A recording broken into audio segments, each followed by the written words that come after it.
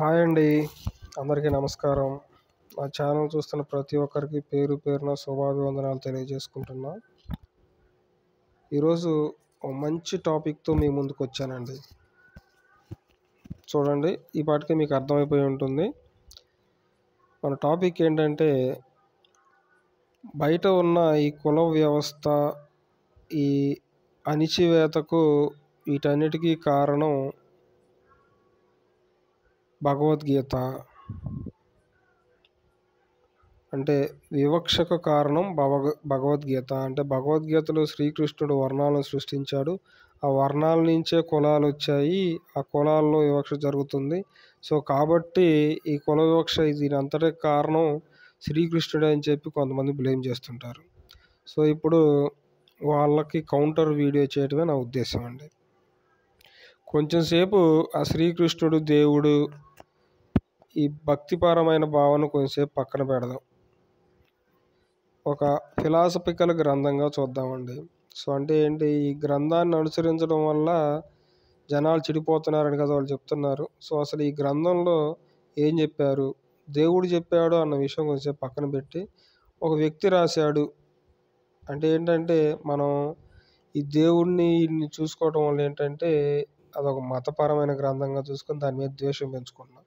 కాబట్టి ఇది ఒక మతపరమైన గ్రంథం కాకుండా ఒక ఫిలాసఫికల్ గ్రంథంగా పరిగణించి చదువుదాం.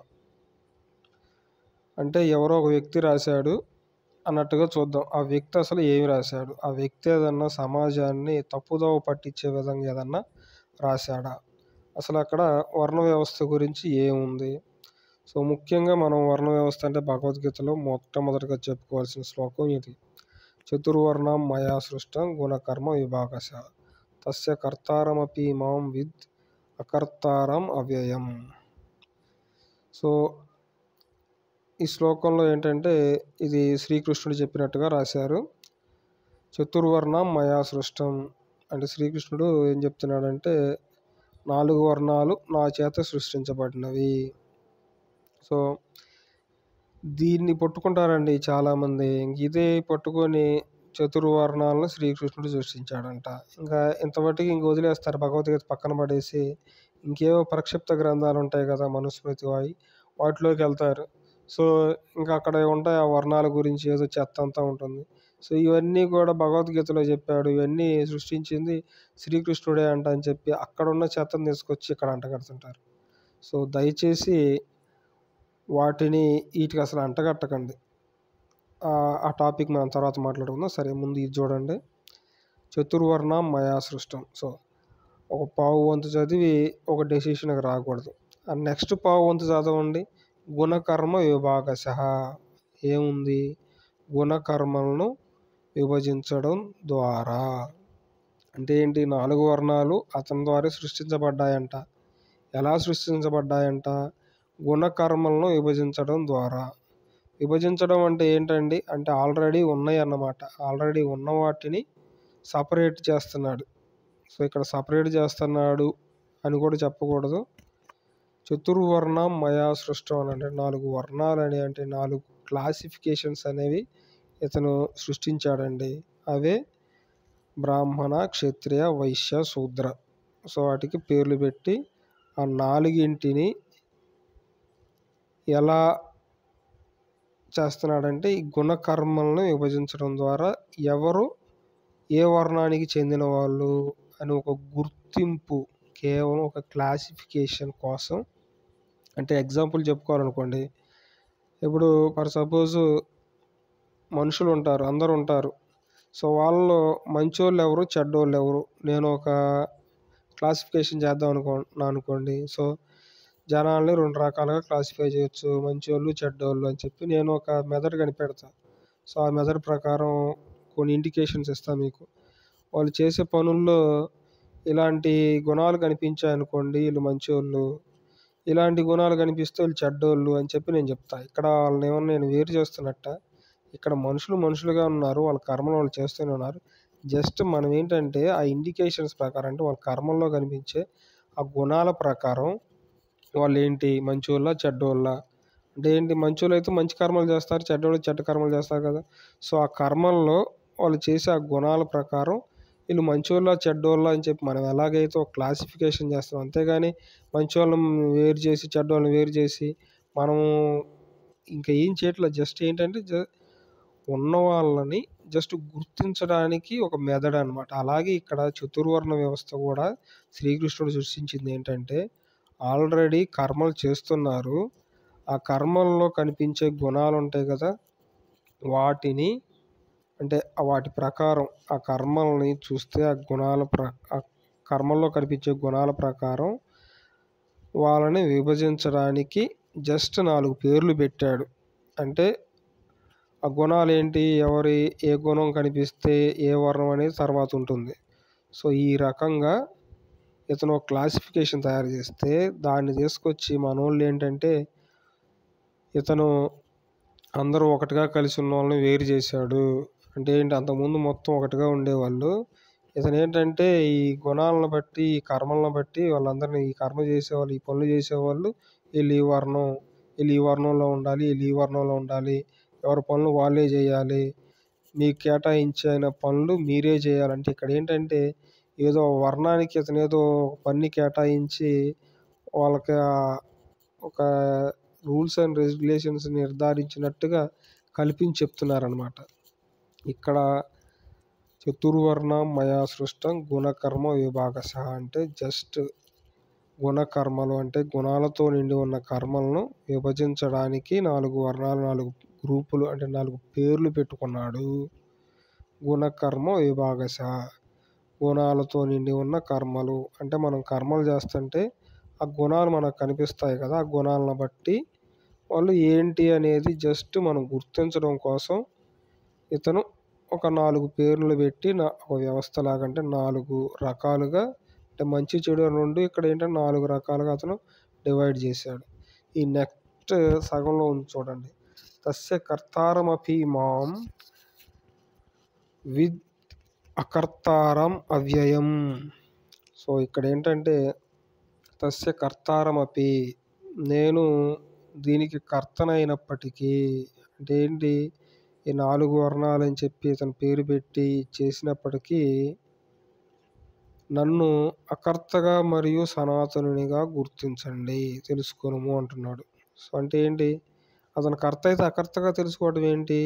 సో ఇక్కడ అతను చెప్పే ఇంటెన్షన్ ఏంటంటే, నేను జస్ట్ 4 పేర్లు మాత్రమే పెట్టాను. ఆ 4 పేర్లు పెట్టడంతో నేనేమి వీటన్నిటిని సృష్టించినట్టు కాదు. ఆ 4 పేర్లు ఇంకో రకమైన పేర్లు ఇంకో రకంగా విభజించవచ్చు. నేను ఈ రకంగా విభజిస్తున్నాను. అంత మాత్రాన నేనేమి వాళ్ళ గుణాలను కానీ కర్మలను కానీ వాటన్నిటిని సృష్టించిన కర్తను కాదు అని చెప్పి క్లియర్గా చెప్తున్నాడు. సో ఇక్కడ చూస్తే గుణకర్మ విభాగశ. సో ఇదే వివరణ మనకి 18వ అధ్యాయం 41వ శ్లోకం. ఈ శ్లోకం కూడా సేమ్ మీనింగ్ అండి. అక్కడ ఏం చెప్పాడంటే జస్ట్ చతుర్వర్ణం అన్నాడు. ఇక్కడ చతుర్వర్ణాలు ఏమేంటి, బ్రాహ్మణ క్షత్రియ విశాంశ శూద్రాణంచ పరంపత. పరంపత అంటే అర్జునుడికి చెప్తున్నాడు. సో అర్జున, బ్రాహ్మణ క్షత్రియ వైశ్య మరియు శూద్రుల యొక్క కర్మలు వారి స్వభావం నుండి ప్రబలిన గుణాల ఆధారంగా విభజించబడ్డాయి. ఇక్కడ చూడండి, స్వర్మాని ప్రవిభక్తాని స్వభావ ప్రభవైర్గుణే అంటున్నాడు. అంటే ఈ 4 వర్ణాల యొక్క కర్మలను ప్రభవిభక్తాని అతను చక్కగా విభజిస్తున్నాడంట. ఏటి ఆధారంగా అంటే స్వభావ ప్రభవైర్గుణే అంటే స్వభావం నుండి ప్రబలిన గుణాలు లేదా స్వభావం నుండి ఉత్పన్నమైన గుణాలు, స్వభావం నుండి పుట్టిన గుణాలు అంటే స్వభావం నుండి గుణాలు పుడతాయి కదా. సో ఇది గుర్తుంచుకోండి, స్వభావం నుండి పుట్టిన గుణాలు, ఆ గుణాల ఆధారంగా ఈ కర్మల్ని ప్రభవిభక్తాని అంటే విభజిస్తడం ద్వారా 4 వర్ణాలు ఏర్పడ్డాయి అని చెప్పి ఇక్కడ చెప్పాడు. అంతకుముందు కూడా ఏం చెప్పాడు, చతుర్వర్ణం మయా సృష్టం గుణకర్మ విభాగశ.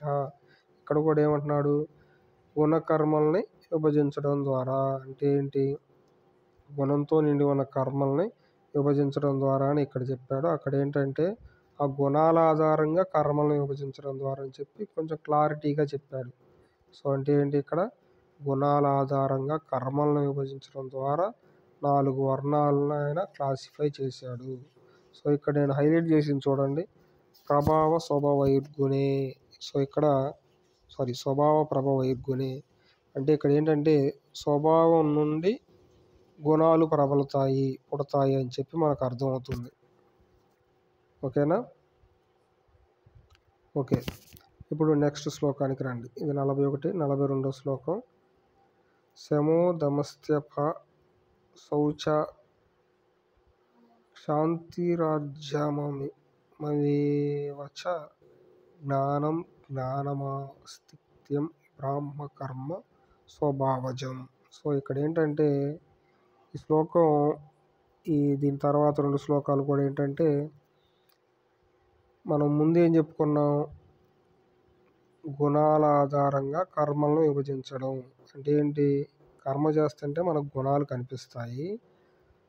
ఆ గుణాలను బట్టి ఆ గుణాలు ఏ గుణాలు ఉంటే ఏ వర్ణానికి చెందుతాడని చెప్పి అతను క్లాసిఫై చేశాడు. అదే ఇక్కడ జరుగుతుంది. ఇక్కడ బ్రహ్మకర్మ స్వభావజం అంటే ఏంటంటే స్వభావజం అంటే ఏంటి, స్వభావం నుండి జనించినది. అంతకుముందు చూసాం మనం స్వభావ ప్రభావైర్గుణే, స్వభావం నుండి ఏం జనిస్తాయంట, గుణాలు జనిస్తాయి.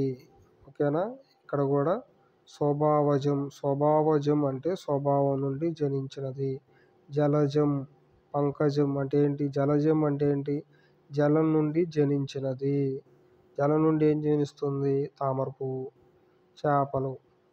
మనం చూసుకుంటే గజేంద్ర మోక్షంలో ముసలిని కూడా జలజం అని చెప్పి వర్ణిస్తారు. అంటే ఏంటి, అది కూడా నీళ్ళలో పుడుతుంది కాబట్టి జలజం. అలాగే అంటే ఏంటి, జలజం అంటే జలం నుండి జనించినది అని చెప్పి. ఇలాగే ఇక్కడ మనం చూసుకుంటే స్వభావజం అంటే ఏంటి, స్వభావం నుండి జనించినది. కొంతమంది మూర్ఖులు స్వభావజం జన్మ అని ఉంది కదండి, అంటే జన్మ అంటే జన్మతో వచ్చిన స్వభావం అని చెప్పి పిచ్చి పిచ్చి కోతలు కూసి ఏదో చేయాలని చూస్తుంటారు. సో ఇక్కడ మనకు అర్థమైంది కదా, స్వభావజం అంటే స్వభావం నుండి జన్మించినది. ఆ స్వభావం నుండి ఏం జన్మిస్తుంది అనేది ఇక్కడ అంతకుముందు శ్లోకంలో మనకి క్లియర్గా ఉంది. స్వభావ ప్రభావైర్గుణే, స్వభావం నుండి గుణాలు ప్రబలిస్తాయి. ఇక్కడేమో ప్రబలించడం అన్నా అక్కడ జన్మించడం అన్నా రెండు ఒకటే. జన్మించడం అంటే పురుడు పోసుకొని నవమాసాలు నిండిన తర్వాత కనడం కాదండి. వాటి నుంచి వస్తున్నాయి కాబట్టి జన్మించే, వాటికి పుట్టాయి. జలం నుండి జన్మించిందంటే ఏంటి, జలంలో పుట్టాయి కాబట్టి జలజం. సో అలాగే ఇక్కడ స్వభావం నుంచి పుట్టాయి కాబట్టి స్వభావంలో పుట్టాయి కాబట్టి స్వభావజం అంటారు.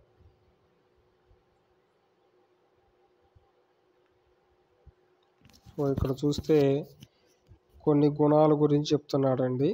ఏంటి, శమము అంటే ఏంటి, మనస్సు యొక్క శాంతి, ఇంద్రియ నిగ్రహం, తపస్సు, పవిత్రత, ఇలాంటి కొన్ని. ఇవన్నీ కూడా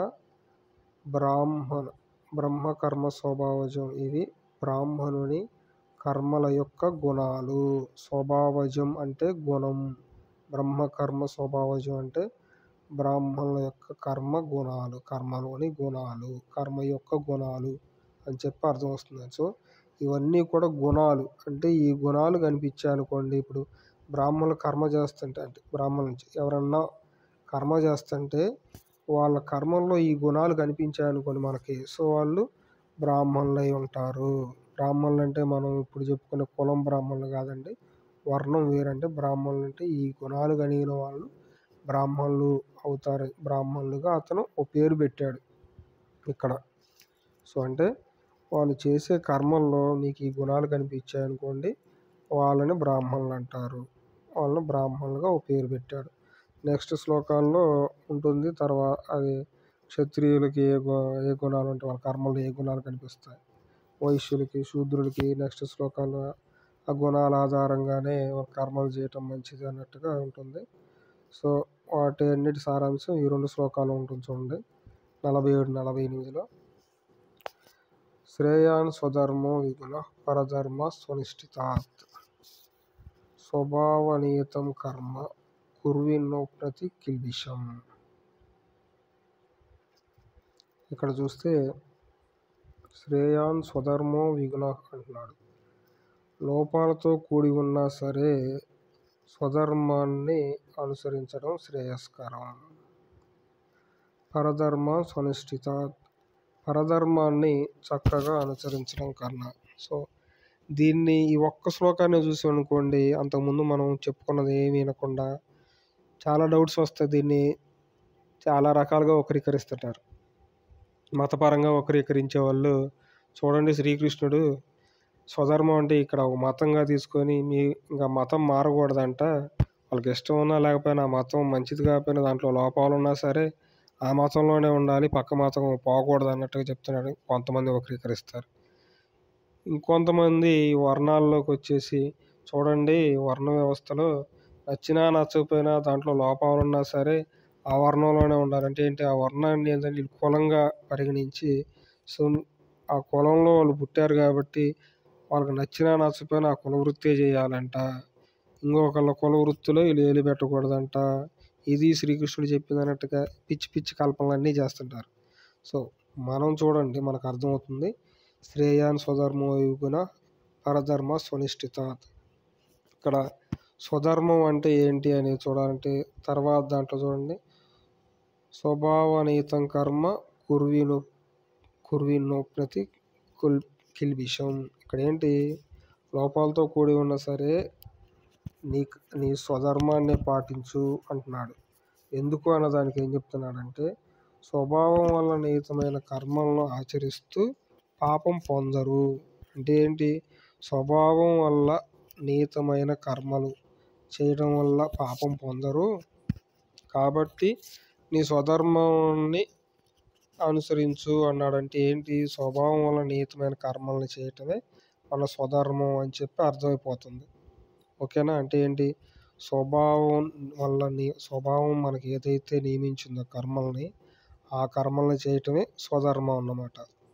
సో ఆ స్వభావం వల్ల వచ్చిన కర్మల్ని చేయడం స్వధర్మం. అలాంటి స్వధర్మం కొన్ని దోషాలున్నా సరే అదే చెయ్యి అని చెప్తున్నాడు. అంటే ఏంటి, ఇప్పుడు ఇక్కడ ఈ శ్లోకం అసలు ఎవరికి చెప్తున్నాడు, ఒక అర్జునుడు అనే అతనికి చెప్తున్నాడు. అతను ఏంటి, నేను యుద్ధం చేయను, యుద్ధం చేస్తే ఇక్కడ చాలామందిని చంపాల్సి వస్తుంది, చంపడం దోషం కదా అంటే ఆ దోషాన్ని చూసి అతను ఏంటంటే కర్మ చేయను అంటున్నాడు.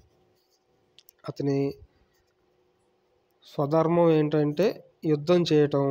అంటే ఏంటి, అతని గుణాల పరంగా చూసుకుంటే అతని స్వభావం వల్ల నిహితమైన కర్మ ఆ యుద్ధం చేయటం.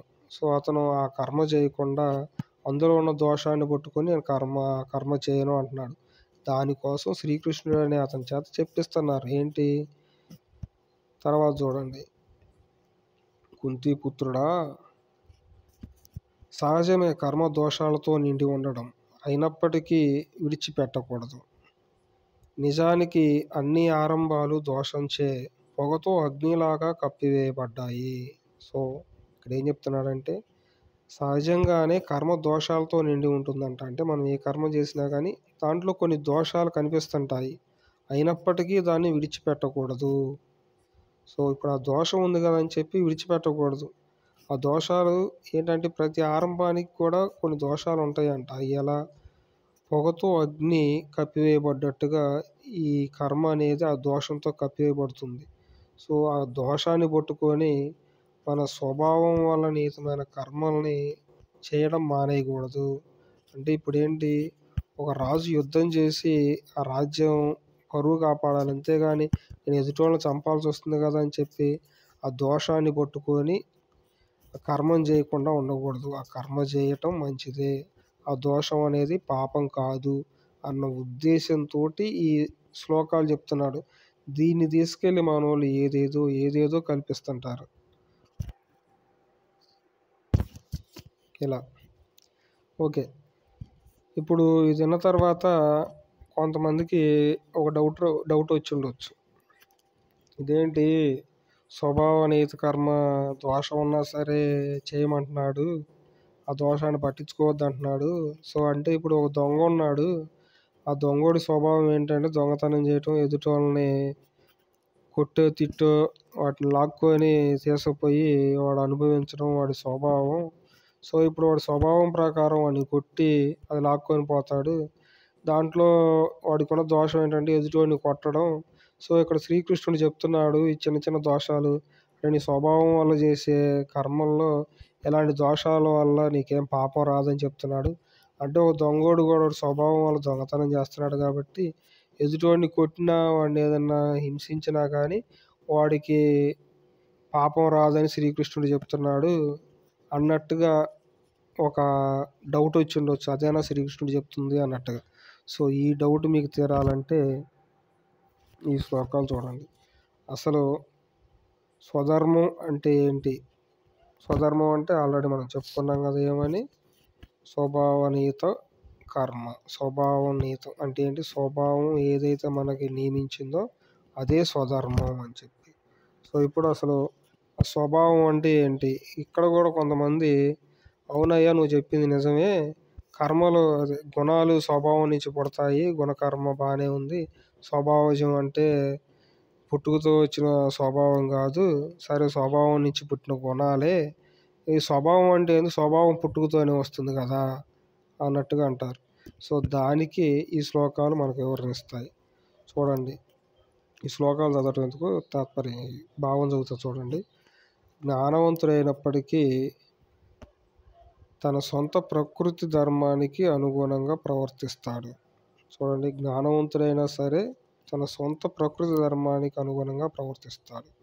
సమస్త జీవులు ప్రకృతిని అనుసరిస్తాయి, నిగ్రహించడం వల్ల ఏం లభిస్తుంది? సో ఇక్కడ ఏంటంటే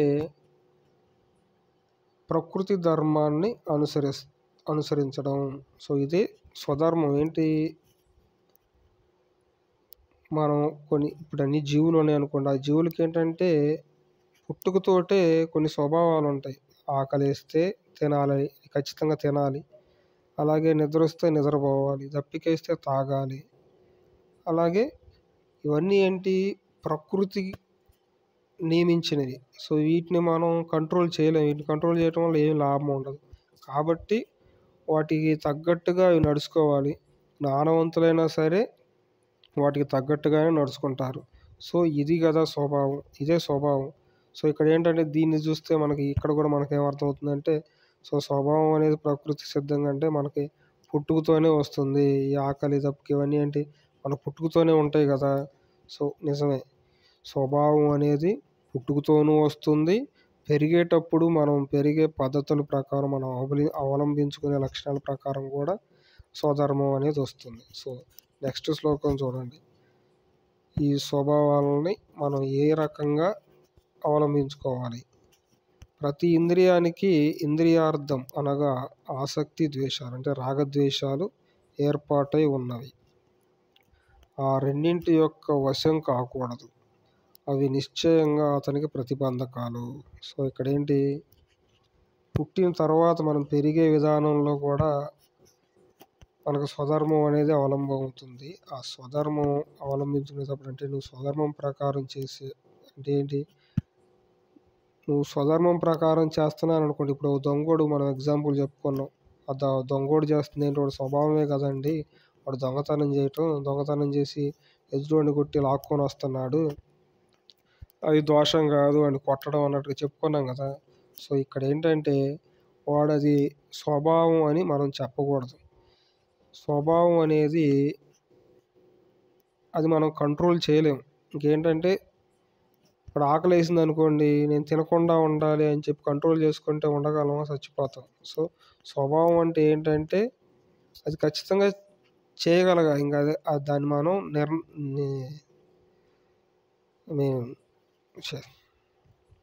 కంట్రోల్ చేసుకోలేము. సో అలాంటిది స్వభావం అంటే ఖచ్చితంగా దాన్ని ఫాలో అయి తీరాల్సింది.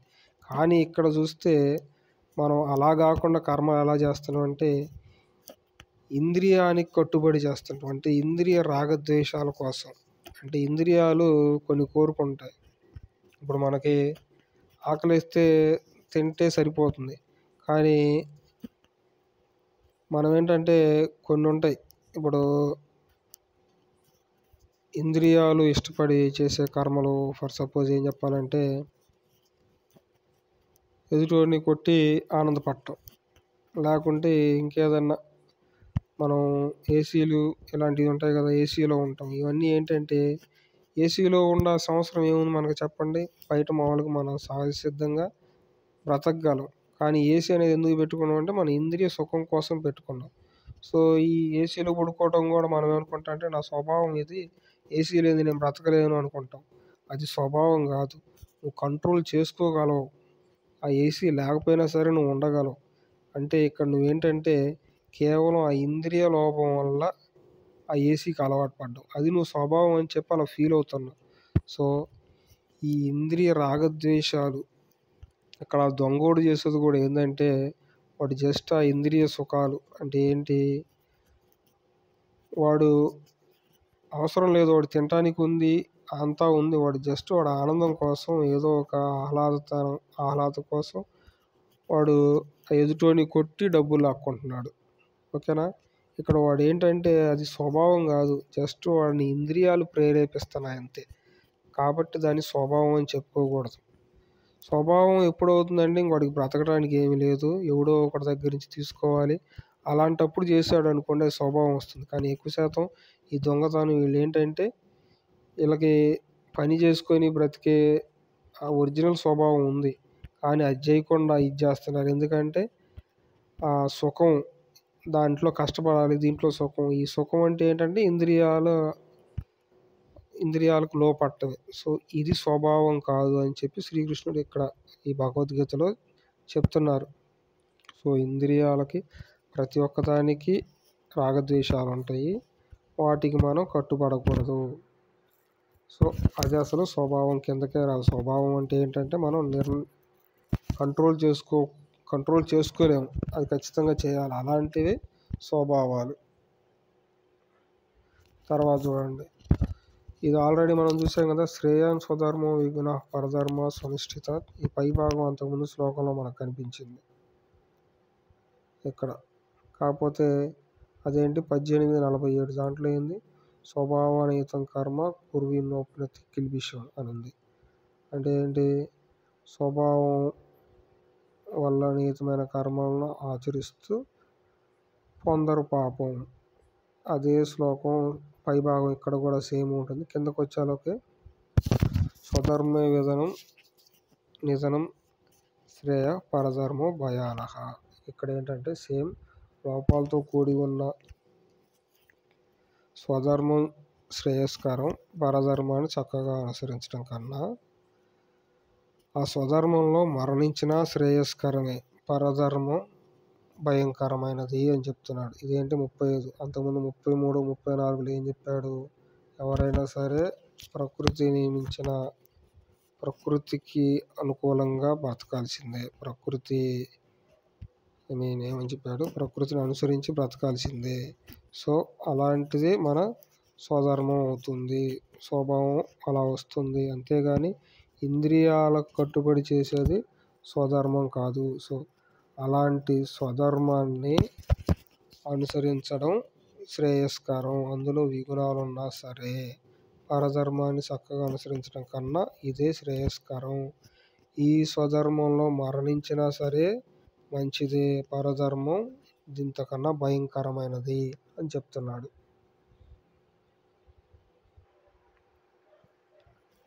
ఓకే, ఇప్పుడు కూడా మీకు ఒక డౌట్ వచ్చి ఉండవచ్చు, ఇదేంటి ప్రకృతిని అనుసరించే మనం బ్రతకాలంటున్నాడు, ప్రకృతి నియమాలకు అనుగుణంగానే. ఈ ఇంద్రియాలు ఇవన్నీ ఇచ్చింది ఎవరు, దేవుడు కాదా? ఇంద్రియాలను సృష్టించిన దేవుడు కాదా? ఈ ఇంద్రియాలు నా చేత అలా చేయిస్తున్నాయి అంటే ఏంటి, నాకు పుట్టుకతోటే కదా ఈ ఇంద్రియాలు వచ్చింది, అవి చెప్పినట్టు నేను చేస్తుంటే దాన్ని దోషం అంటాడేంటి, అది నా స్వభావం కాదంటాడేంటి, అతను ఏం చెప్తున్నాడు అన్నట్టుగా ఒక డౌట్ వచ్చి ఉండొచ్చు. అంటే ఏంటి, నేను ఈ పనులన్నీ చేయడానికి ఇంద్రియాలు నన్ను ప్రేరేపిస్తున్నాయి అంటే ఒక దుష్ట శక్తిలాగా నన్ను ప్రేరేపించి నా చేత తప్పులు చేయిస్తున్నాయి. ఈ తప్పులన్నీ చేయడానికి ఆ ఇంద్రియాలే కదా కారణం.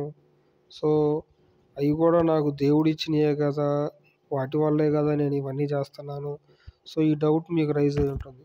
సో ఇదే డౌట్ మన అర్జునుడికి కూడా రైజ్ అయింది. సో నెక్స్ట్ అదే డౌట్ అడిగాడు, అతను ఎలా అడిగాడంటే, ఓ శ్రీకృష్ణ, ఈ మనిషి తనకు ఇష్టం లేనప్పటికీ ఏదో బలవంతమైన శక్తి ప్రేరితుడై పాపకార్యాలను చేయడానికి ఎలా ప్రేరేపించబడుతున్నాడు? సో ఇక్కడ ఏంటి, మనకు వచ్చిన డౌట్ అతనికి కూడా వచ్చింది. నాకు ఇష్టం లేకపోయినా సరే ఏంటి, నా ఇంద్రియాలు ఇవన్నీ చేయిస్తున్నాయి నా చేత. సో ఇక్కడ కూడా అతను అదే, మనకి ఇష్టం లేకపోయినా సరే ఏదో దుష్టశక్తి మన చేత చేపిస్తున్నట్టుగా ఈ పాపకార్యాలు చేయటానికి ఏది ప్రేరేపిస్తుంది అన్నట్టుగా అడిగాడు. సో దానికి శ్రీకృష్ణుడు ఏం చెప్తున్నాడు, శ్రీకృష్ణుడు ఇలా అన్నాడు, ఈ కామం క్రోధం రజోగుణం నుండి ఉత్పన్నమైనవి. కామం క్రోధం అంటే ఏంటి, కోరికలు కోపం రజోగుణం నుండి ఉత్పన్నమైనవి. అత్యంత దురాశతో కూడినవి. ఇవి దురాశతో కూడినవంట, గొప్ప దోషకారి, ఇవి దోషకారులంట. వీటిని తెలుసుకొనుము ఈ లోక విరోధులుగా, వీటిని లోక విరోధులుగా తెలుసుకోండి. సో ఇక్కడ ఏం చెప్తున్నాడంటే, రజోగుణం నుండి ఉత్పన్నమైన కామము మరియు క్రోధము, వీటి వల్లే మనం ఈ కార్యాలు చేస్తున్నాము. ఇవే మనల్ని ఫోర్స్ చేయించి మన చేత తప్పులు చేయిస్తున్నాయి. సో వీటిని మన విరోధులుగా తెలుసుకోండి. సేమ్ బుద్ధుడు కూడా కోరికలే అన్నిటికీ మూలం అన్నట్టుగా చెప్పాడు కదా. సో అదే రకంగా ఇక్కడ కోరికలతో పాటు కోపాన్ని కూడా చెప్పారు ఇక్కడ. సో దాని నుంచి దీన్ని కాపీ కొట్టారు, లేకుంటే ఒకరికి వచ్చిన ఆలోచన వాళ్ళకి రాకూడదని ఏం లేదు కదా. సో ఈ కామం క్రోధం అనేవి మన చేత తప్పులు చేస్తున్నాయి, ఇవి మనకి విరోధాలు. నెక్స్ట్, ఇంద్రియాలు మనస్సు బుద్ధి ఇవి ఈ కామక్రోధాది దోషాలకి నివాస స్థానాలుగా చెప్పబడినవి. సో ఇంద్రియాలు మనస్సు బుద్ధి అంట, ఇవేనంట ఈ కామక్రోధాలకు నివాస స్థానాలు. వీటి ద్వారా అది జ్ఞానాన్ని కప్పివేస్తూ జీవిని మోహపరుస్తున్నది. సో ఈ కామక్రోధాల వల్ల మన జ్ఞానాన్ని కప్పివేసి జీవిని మోహపరుస్తుందంట. ఇవి ఎక్కడ ఉంటాయంటే, వీటికి మూల స్థానం ఏదంటే, ఈ నివాస స్థానం ఏదంటే ఇంద్రియాలు మనస్సు బుద్ధి అంట. సో ఫస్ట్ మనకేం చెప్పాడు, ఇంద్రియ సుఖాలు, ఇంద్రియ రాగద్వేషాలు ఉంటాయి, వాటికి మనం లోపడకూడదు అని చెప్పాడు. ఇప్పుడు ఇంద్రియాలు మనస్సు బుద్ధి అని చెప్తున్నాడు. సో ఇది నెక్స్ట్ శ్లోకంలో చూడండి. ఇంద్రియాలు శక్తివంతమైనవి అంటారు, అయితే వాటికన్నా శక్తివంతమైనది మనస్సు. మనస్సు కన్నా బలమైనది బుద్ధి, కానీ బుద్ధి కన్నా శ్రేష్టమైన వాడు ఆత్మ. ఆత్మ అంటే ఏం లేదండి, సాక్షిభూతం, మన ఐడెంటిటీనే ఆత్మ. సో మన ఆత్మ సాక్షినే ఇక్కడ గొప్పదిగా చెప్తున్నాడు. ఏంటి, ఇంద్రియాలు అందరూ ఏంటంటే ఇంద్రియాలు శక్తివంతమైనవి అనుకుంటారు. ఇంద్రియాల కన్నా మనస్సు శక్తివంతమైనది, మనస్సు కన్నా బుద్ధి శక్తివంతమైనది, బుద్ధి కన్నా కూడా మన ఆత్మసాక్షి అనేది శక్తివంతమైనది అని చెప్తున్నాడు. చూడండి,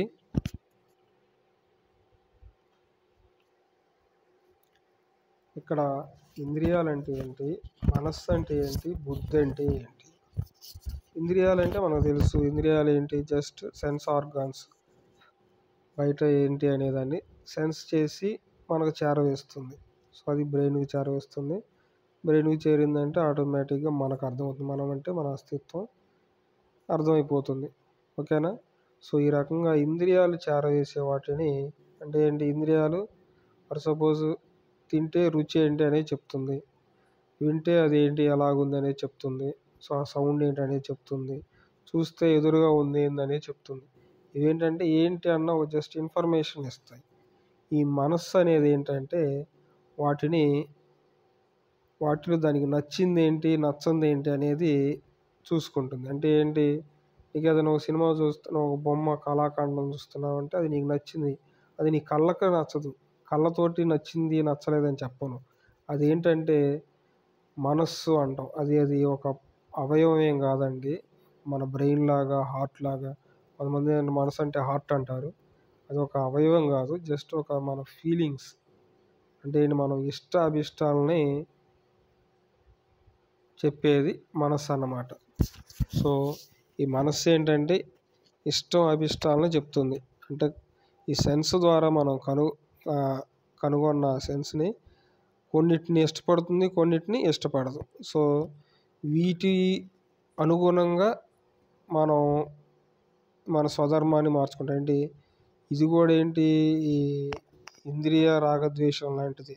సో ఇంద్రియాలు చూపించిన సెన్స్లో కొన్ని మనం మనసు వల్ల అవి మళ్ళీ మళ్ళీ కావాలి, ఇంద్రియ సుఖం కోసం కావాలని చెప్పి మనసు సహాయంతో కోరుకుంటాం. సో ఏంటంటే ఒక పాట వింటున్నామంటే అది మనకు మనసుకు బాగా నచ్చుతుంది, మళ్ళీ మళ్ళీ వినాలనిపిస్తుంది. ఏసీలో ఉన్నాం అనుకోండి, మన మనసుకు బాగా నచ్చుతుంది. బాగా నిద్రపోతున్నాడు, మన మనసుకు బాగా ఇష్టం నిద్రపోవటం. సో ఇవన్నీ ఏంటంటే మన మనస్సు అనే దాంతో ఆ ఇంద్రియ సెన్స్ని మనం ఇష్టపడటం లేదా అభిష్టపడటం అనేది జరుగుతుంది. ఇది ఇష్టం అభిష్టానికి చెందింది మనస్సు. బుద్ధి అంటే ఏంటంటే దానివల్ల లాభం ఏంటి, నష్టం ఏంటి అనేది అది కొంచెం ఫ్యూచర్ను కూడా కొంచెం ఆలోచించి నిర్ణయం తీసుకునేది బుద్ధి. అంటే ఏంటి ఇక్కడ మనసు అంటే ఏంటంటే జస్ట్ నీకు ఆహ్లాదకరంగా ఉంది, బాగుంది, లేకుంటే ఏదైనా కొంచెం కఠినంగా ఉంది, వద్దు, నచ్చలేదు. కానీ బుద్ధి ఏంటంటే ఈ మనసుకి బుద్ధికి కొంచెం వ్యత్యాసం ఏంటంటే బుద్ధి కొంచెం దూరం ఆలోచిస్తుంది. ఇప్పుడు నువ్వు ఉదయాన్నే లేచి జాగింగ్ కానీ వాకింగ్ కానీ వెళ్ళాలి. మనసుకి ఏమనిపిస్తుంది అంటే అబ్బా నిద్ర వస్తుంది, కొంచెంసేపు పడుకుంటే బాగుండు, లెగిసి ఆడబోతాం అన్నట్టుగా మనసు అలా చెప్తుంది. బుద్ధి ఏంటంటే లెగిసి మనం వాకింగ్ చేస్తే మంచిది, ఆరోగ్యంగా ఉంటాం. సో ఇవన్నీ ఏంటంటే ఫ్యూచర్ని పాస్ట్ని బట్టి అదేంటి తెలిసి ఒక నిర్ణయం లాభం నష్టం అనేది చూస్తుంది. అంటే వాకింగ్ చేయటం వల్ల లాభం ఉంది. సో కాబట్టి ఇక్కడ మనసు మాట వినకుండా బుద్ధి మాటని వాకింగ్ చేస్తాం. సో ఈ బుద్ధి అనేది ఏంటి జస్ట్ మనకు లాభం నష్టం అనే దాన్ని చూస్తుంది. మనసు ఇష్టం అభిష్టాన్ని చూస్తుంది.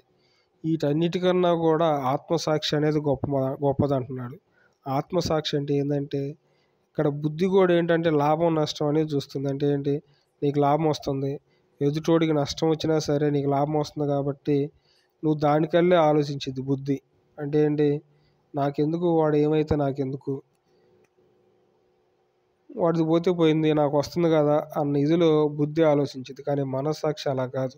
మనస్సాక్షి ఏంటంటే కొంచెం జాలి దయ వాటితోటి ఆలోచించి నిజానికి ఇప్పుడు వాడి పరిస్థితిలో నేనుంటే ఏంటి, అంటే నన్ను ఎవడన్నా ఒకడేలా నా దగ్గర నుంచి లాక్కున్నాడంటే నాకు అలాగే బాధగా ఉండిద్ది కదా అని చెప్పి ఆలోచించగలిగింది ఆత్మ.